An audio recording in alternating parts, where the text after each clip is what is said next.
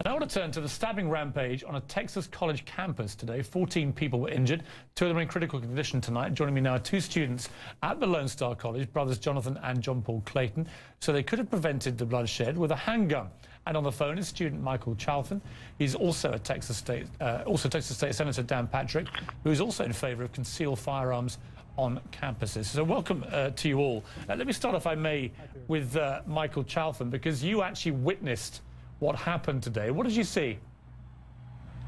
Well, I basically saw a male running towards me when a guy by the name of Stephen Medea, if I got that correct, tackled him to the ground, and while others helped out, and police also helped out as well. So basically, simultaneously, they all came and wrestled him to the ground with really no, I would say, no hesitation from him. Did you see the weapon that he was using? No, I did not see it on me. I was about 20 to 30 feet away, so I didn't see a clear view of it. But I do remember them wrestling to the ground, and he didn't struggle a lot. He just kind of gave up. Let me turn to you, Jonathan and John Paul. Although you didn't see the incident, you have quite strong views about how you think you should be empowered to deal with this kind of thing. Tell me what you think should happen. Well, sir, I think that, we as students we are adults, and the government does not permit us to carry weapons, even if you have the certificates and certification to carry a handgun. And I think that that law should be changed for protection. So you basically both think I agree. Right, you both think that you should be allowed to carry guns at the school? Yes, sir. If you're properly trained and have the certifications and all the legal papers, because 99.9% of all gun owners are legal, abiding citizens. Right, but you do have armed security guards there, right? Correct. Yes, sir, we do. We have our own police officers here. Where were they? They are on they're all throughout the campus, sir. But since there's about, I'm guessing, around 8 of them, if I remember correctly, sir, and there's a couple hundred or to 1,000 students on campus at one time during this, so 8 officers can't guard and protect everyone on campus. See, my argument would be that far from, with respect, allowing all the students to carry guns, which I think would descend this school into total Wild West madness, isn't there an argument that this could have been a lot worse if the person carrying a knife had a gun? I mean, they'd all be dead, these students. So although it's being used as an argument by people like yourselves in favor of more guns, I would argue it's a compelling situation where if there had been more guns, more people would have been dead. While I can respect your argument, Mr. Pierce, really, this is the only places we cannot legally carry a gun if you have the proper permits, is college campuses, post offices, and airports. And now airports, you can legally carry knives and stuff, but then you can't even carry a knife legally on a college campus. And this particular incident didn't even involve a gun, but it would allow us to protect ourselves just like we can anywhere else.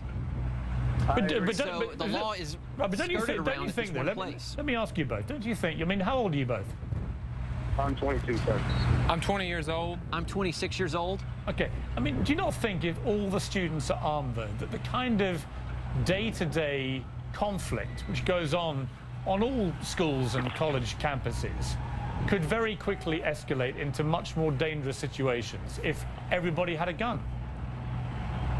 Well, we're not saying everybody should have a gun. I'm saying that from carrying a gun. You're not saying everyone should. How many should have guns?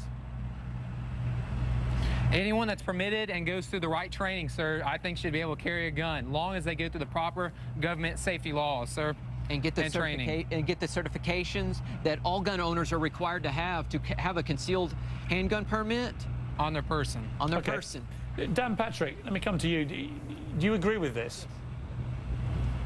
Yes. In fact, I thought you were going to have a new issue tonight, Piers. I thought you would want banning of knives all over America because you've wanted to ban guns. And let's, in a very serious mode, Piers, see, why would you start the conversation by being so completely facetious? Because actually the way you've been thinking about the whole gun issue, I've found just totally out of touch with reality. I know, it's crazy, isn't it? It's crazy that I think that 100,000 Americans being shot a year is out of control. Crazy, I think, that 30,000 Americans who kill themselves every year or shoot others with guns is out of control. Call me crazy. Look, I think it's absolutely shameful. So I want to try and reduce the gun violence, not increase it. Yeah, well, you don't reduce gun violence or any violence by taking guns away from law-abiding citizens. No, you actually do. You actually do. That out by now. No, you really do. Secondly, if you go to Japan or Britain or Australia or a number of other countries I can name where they have very strict gun control laws, it is so difficult to get hands on guns, you don't have the gun violence. It is a proven, demonstrable fact. Well, this is America, and our Constitution gives us the right to bear arms. This is not Tokyo. This is not Finland. This is not whatever other country you want to talk about, Piers. This is the United States of America. And in America, where law-abiding citizens have guns, crime is down, like in Texas. But I've got a lot of Americans in this audience who are all shaking their heads at what you're saying. So how do you equate that? They're probably Northeast liberals who don't understand. But in Texas, actually, they're half an hour. We're half an hour from Chicago. Well, as you know, we are half an hour from Newtown. Crime is down. We're half an hour from Newtown. Yeah, that's fine.